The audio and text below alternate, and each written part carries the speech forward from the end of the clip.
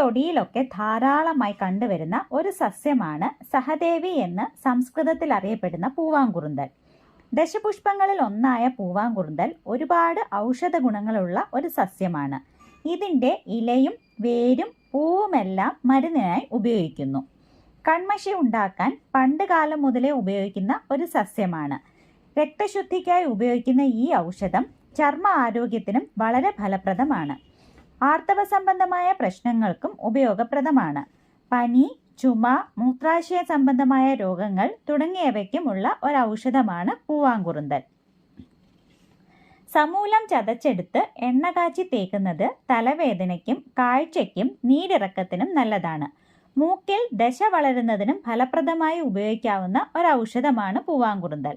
ഇതിലുള്ള omega-3 fatty acids, omega-6 fatty acids മുടിയുടെ വളർച്ചയ്ക്കും മുടി ബലമുള്ളതാക്കാനും സഹായിക്കുന്നു.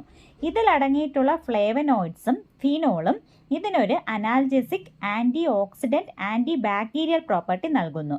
കൂടാതെ ഇതിന് ആൻറ്റി ഫംഗൽ പ്രോപ്പർട്ടിയും ആൻറ്റി വൈറൽ പ്രോപ്പർട്ടിയും കൂടി ഉണ്ട്.